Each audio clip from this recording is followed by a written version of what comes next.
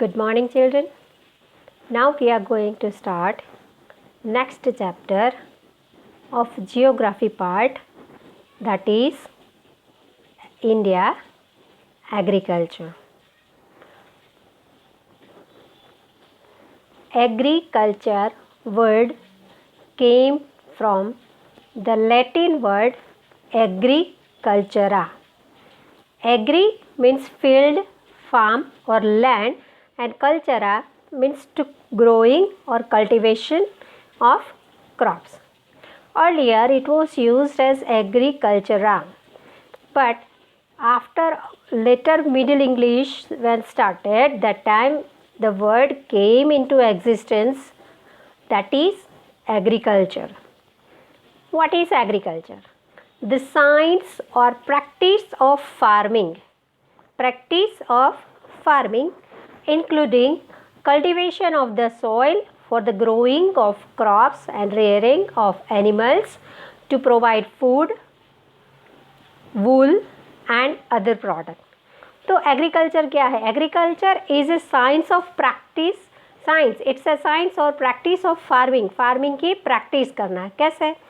इसके अंदर क्या इंक्लूड होता है कि including cultivation of the soil. Soil को कल्टीवेट करना है, मीन्स कि फार्मिंग के लिए सोइल को प्रॉपर बनाना है, राइट. उसके लिए पहले लैंड को टील करते हैं, टीलिंग करते हैं, right.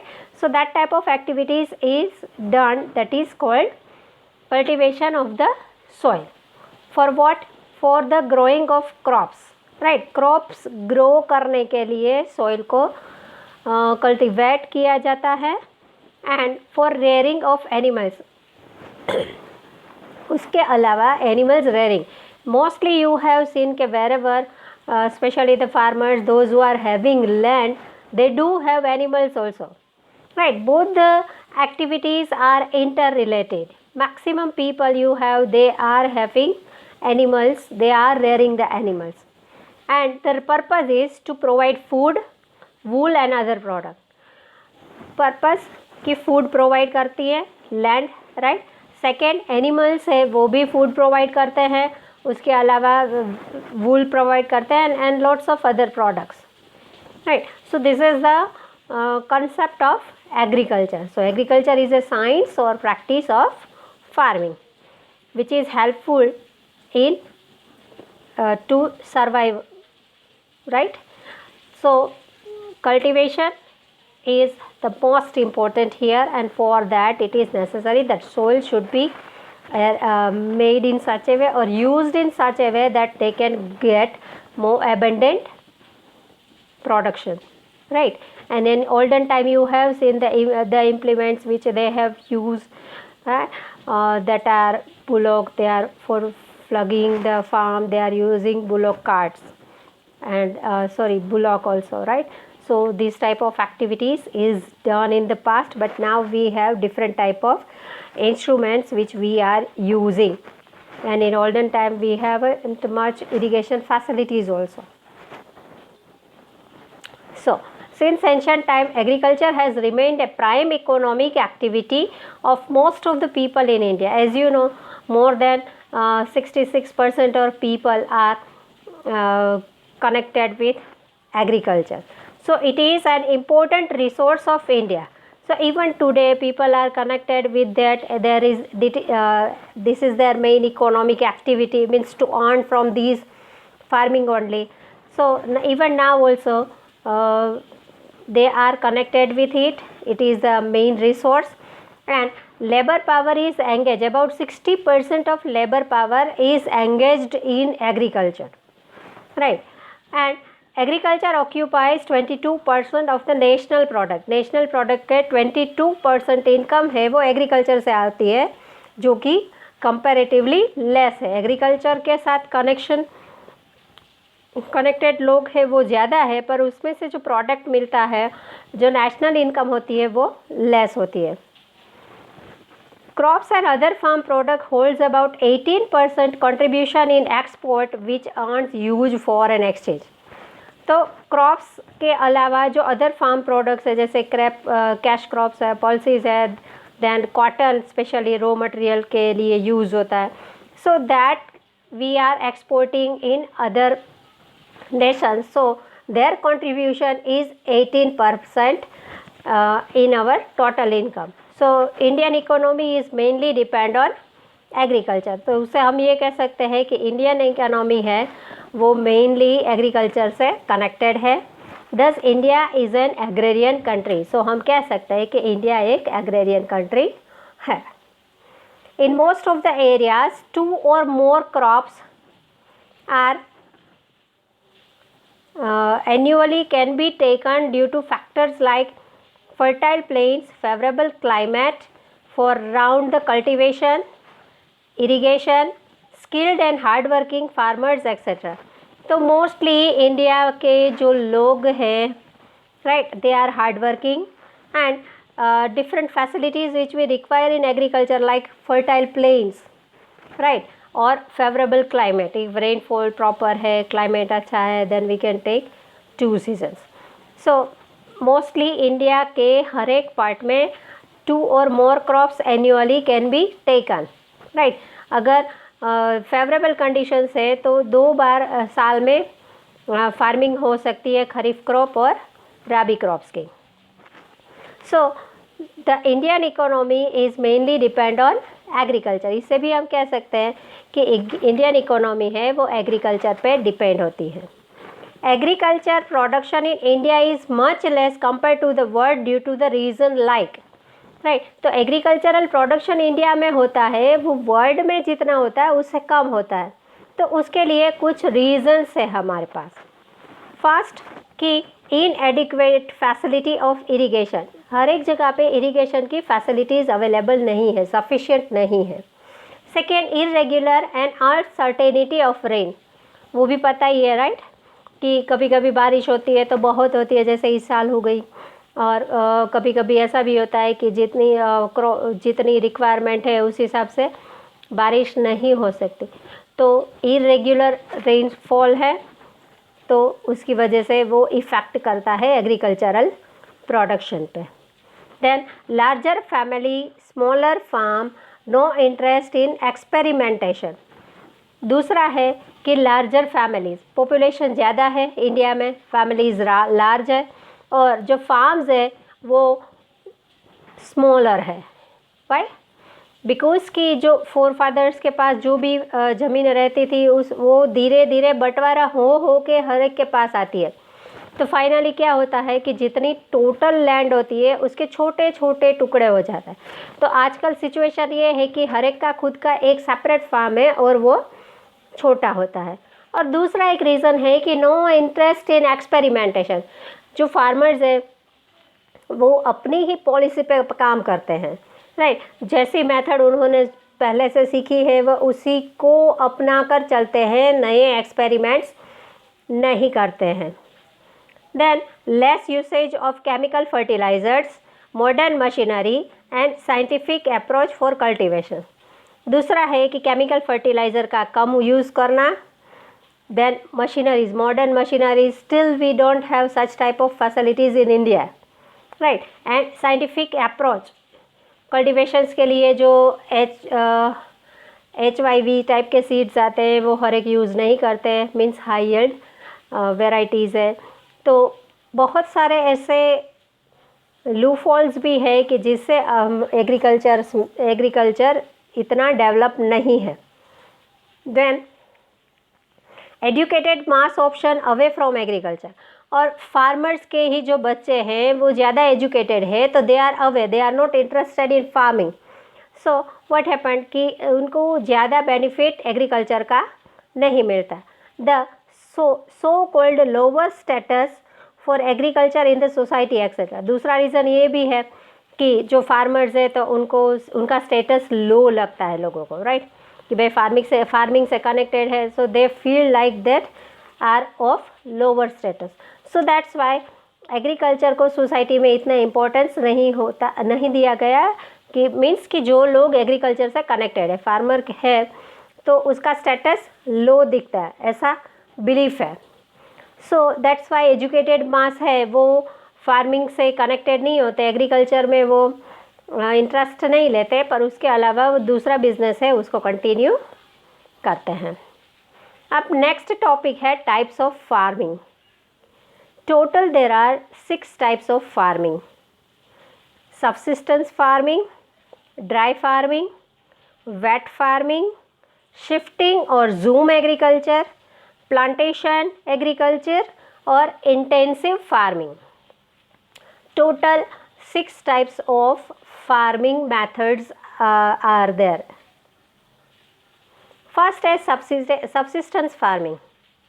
After independence, many agricultural development projects have been implemented, yet the economic condition of Indian farmer is very weak even today. Right? Independence के बाद जो 5 year प्लानिंग चला है गवर्नमेंट का 1951 से शुरू हुआ था, और they have given much important to agriculture because India is an agrarian country, right? But जो भी प्रोजेक्ट इम्प्लीमेंट किए थे, फिर भी जो इकोनॉमिक कंडीशन है इंडियन फार्मर की, वो आज भी वीक है. Costly seeds, fertilizers and use of pesticides are not affordable in smaller farm holdings. जो छोटे फार्म होल्डर्स हैं उनकी कैपेसिटी नहीं है कि वो कॉस्टली सीड्स ले सके, अलग अलग फर्टिलाइजर्स को यूज़ करें, इंसेक्टिसाइड्स को यूज़ करें, तो सिचुएशंस कंट्रोल में नहीं रहती या तो लेस प्रोडक्शन होता है. The farm production is just sufficient for his family and is consumed in the maintenance of the family. तो ये इस सिस्टम में क्या है कि फार्म प्रोडक्शन कितना होगा जितना उसका फैमिली के लिए सफिशिएंट हो. मीन्स एबेंडेंट क्रॉप प्रोडक्शन नहीं होता पर लिमिटेड होता है, जो खुद अपने सर्वाइवल के लिए यूज़ करते हैं. This is called subsistence farming, right? So even today Indian agriculture is considered to be an activity for life maintenance only. तो आज भी इंडियन एग्रीकल्चर को क्या कंसिडर किया जाता है कि वो सिर्फ लाइफ मेंटेनेंस के लिए ही किया जाता है. फार्मर है वो अपनी रिक्वायरमेंट कंप्लीट होती है उतना काम करता है, मतलब कि उतना प्रोडक्शन देख लेता है. ज़्यादा होता है कि नहीं होता वो उसके ऊपर ज़्यादा इंटरेस्ट नहीं लेते, राइट? कोई एक्सपेरिमेंट्स अलग नहीं करते. तो सब्सिस्टेंस फार्मिंग मीन्स ऐसा फार्मिंग कि उसमें उतना ही फार्मिंग किया जाए जितना उसकी फैमिली के लिए, उसके सर्वाइवल के लिए सफिशिएंट हो. सेकेंड है dry farming. When the rainfall is inadequate, irrigation facilities are less there, farming is depend only on rain. ये ऐसा एरिया जहाँ पे इरिगेशन फैसिलिटीज़ इनफ नहीं है, लेस है या तो है ही नहीं, ऐसे एरियाज़ में जो फार्मिंग होती है उसे कहते हैं ड्राई फार्मिंग. मतलब कि इस एरिया में सिर्फ रेनफॉल पे डिपेंडेंट रहते हैं. रेनफॉल के टाइम में एक ही सीज़न मिलता है, दैट इज़ इनफ, और that is only done here in this type of farming, right? उसे कहते हैं dry farming. Only one crop is taken through the humidity accumulated within the land.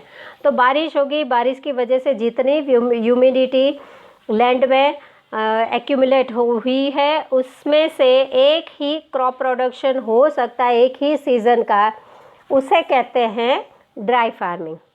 उसमें कौन से क्रॉप्स ग्रो हो सकते हैं? Crops like jowar, millet and pulses which require less water are grown here, right? तो ऐसे क्रॉप्स के प्रोडक्शन होंगे जिसमें पानी की रिक्वायरमेंट कम हो, जैसे कि जोवार, मिलेट और अलग अलग टाइप के पल्सेस.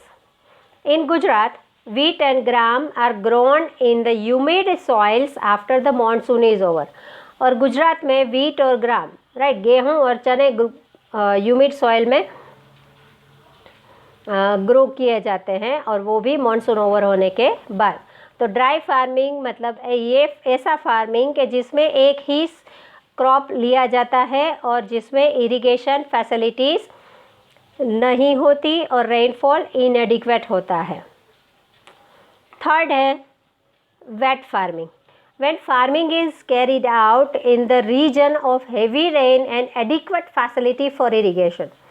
ये फार्मिंग ऐसी जगह में होता है जहाँ पे हेवी रेनफॉल हो और एडिक्वेट फैसिलिटी, इरिगेशन की इनफ फैसिलिटीज़ जहाँ पे हो, वहाँ पे जो फार्मिंग होता है means more than one crops are taken, right. यहाँ पे रेनफॉल ना हो या इनसफिशिएंट हो, पर फिर भी इरिगेशन फैसिलिटीज़ अच्छी हो, ऐसी एरियाज़ में ये फार्मिंग मेथड हेल्पफुल होता है। इसे कहते हैं wet farming. More than 1 crops can be taken, 2 और 3 seasons can be, means kharif भी ले सकते हैं, राबी भी ले सकते हैं, और समर में जेड भी वो लोग ले सकते हैं, राइट। और वहाँ पे प्रोडक्शन क्या हो सकता है? Paddy, sugar cane, cotton, wheat and vegetables, right. Vegetables specially summer के टाइम में ग्रो करते हैं जेड क्रॉप, क्योंकि वो 2 मंथ का ही सीज़न होता है, 2 to 3 मंथ के अंदर, तो वो भी हो सकता है। मेन सीज़न खरीफ का हो सकता है, जो रेनी सीज़न में, उसके बाद विंटर में राबी क्रॉप्स ग्रो हो सकते हैं।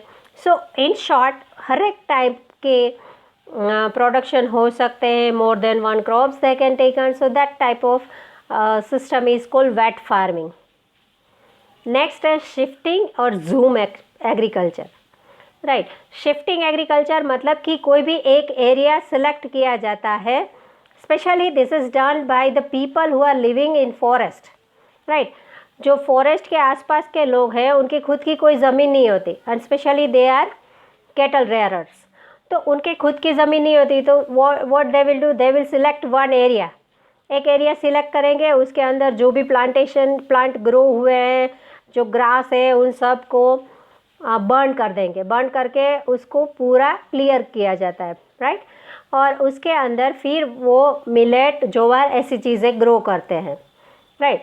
और ये फार्मिंग 2 to 3 ईयर्स कंटिन्यूसली उस स्पेस में, उस लैंड के टुकड़े में किया जाता है। पर जब सोइल की फर्टिलिटी रिड्यूस्ड हो जाती है और वो लैंड यूज़फुल नहीं रह जाता, तो वो क्या करेंगे, उस लैंड को छोड़ के दूसरा लैंड फाइंड कर लेंगे और वहाँ पे वो वापस फार्मिंग शुरू कर देंगे, right. So that is called shift करना। एक लैंड के प्लेस में 2-3 साल तक क्रॉप्स ग्रो करना, फिर जब उसकी फर्टिलिटी, सॉइल की फर्टिलिटी डिक्रीज़ हो जाए, या तो लैंड टर्न्ड इनटू बैरन, तो वो छोड़ के फिर दूसरी जगह पे जाएंगे और वहाँ पे वो सेम प्रोसेस कंटिन्यू करेंगे। That is called jhum cultivation. और उसमें सीरियल्स और vegetables are grown in this type of agriculture. तो यहाँ पे specially millet, bajri, that type of things can be grow, and second thing, vegetables can be grow in this type of agriculture, and the production is less in this type of agriculture. ये agriculture में production less होता है, क्योंकि वो insecticide, pesticide, उन सारी चीज़ों के, या अच्छे से क्रॉप लेना, हाई क्वालिटी के क्रॉप्स का यूज़ करना, वो सब झमेले में नहीं पड़ते, या तो उसमें वो इन्वेस्ट नहीं करते। Only what they want to continue it for 2 to 3 years, and then they will shift on the other place. That is called shifting या zoom agriculture. Next है plantation agriculture. Plantation agriculture is a special type of agriculture, right? Plantation में क्या होगा कि rubber, tea, cocoa, coffee, coconut, apple, mango, orange, grapes, amla, lemon, that type of plantations are done, even date palms, that type of plants will grow, right? उसको grow करेंगे, उसे farm नहीं कहते हैं, फील्ड कहते हैं, राइट। जैसे हम लोग बोलते हैं ना कि खेतर नहीं है, वाड़ी है, तो वहाँ पे क्या होगा कि जो प्लांट ग्रो किए हैं, वो सेम प्लांट उसी जगह पे सालों तक रहेंगे। उसको सीज़न ख़त्म होने के बाद उखाड़ के फेंकना नहीं है, but they will remain at the same place for a long period of time. And what they will do, they will collect the food according to the seasons. जो भी फ्रूट्स आते हैं, जो भी ये टी, कॉफ़ी है, वो सब उसमें से लेते रहते हैं, सेल करते रहते हैं। And specially it is necessary for them those who want to invest capital, जिसको पैसे इन्वेस्ट करने हैं, फिर उसके लिए इन्वेस्टमेंट अच्छा होना चाहिए, अलग अलग स्किल्स चाहिए, technical knowledge, machines, fertiliser, protection on all side, agriculture and transportation facilities should be available near this area, right. तो अलग अलग टाइप के जो प्लांटेशंस है, उसको उसको ग्रो किया जाता है, और उसमें से जैसे ही सीज़न आती है मोस्टली सारे फ्रूट्स के प्लांटेशन में ही होते हैं, राइट। जब एप्पल की सीज़न है तो एप्पल का ज़्यादा से ज़्यादा इनकम उनसे मिलती है। कोकोनट प्लांटेशन है तो जब भी सीज़न होती है, और ज़्यादातर कोकोनट तो थ्रू आउट द ईयर मिलते हैं, राइट। तो उसी में से उनको इनकम मिलते रहते हैं, पर उसका नर्चरिंग उनको रेगुलर बेस पे करना पड़ता है। ऐसा नहीं है कि सीज़न ख़त्म हो गई प्लांट को छोड़ दो, नहीं, they have to take care throughout the year. Okay, this is plantation agriculture. और लास्ट है intensive farming.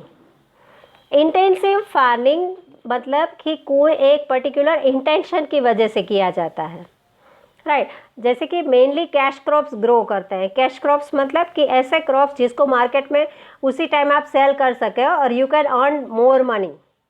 Wheat, maize, jowar, bajri वो नहीं, राइट। ग्राउंडनट, कोकोनट, उसका प्रोडक्शन करना, उसके लिए वो mechanized way of farming through utilization of increased irrigation, use of chemical fertilizer, insecticides and mechanical equipment. उनके लिए वो हर एक टेक्नोलॉजी का यूज़ करते हैं, जो उसकी रिक्वायरमेंट है उस हिसाब से उसको यूज़ किया जाता है। और यहाँ पे कैश क्रॉप्स का ही प्रोडक्शन होता है, राइट। ग्राउंडनट है तो they can sell easily, cotton है that they can sell easily, and main purpose is commercial. इसे कहते हैं कॉमर्शियल फार्मिंग ऑल्सो।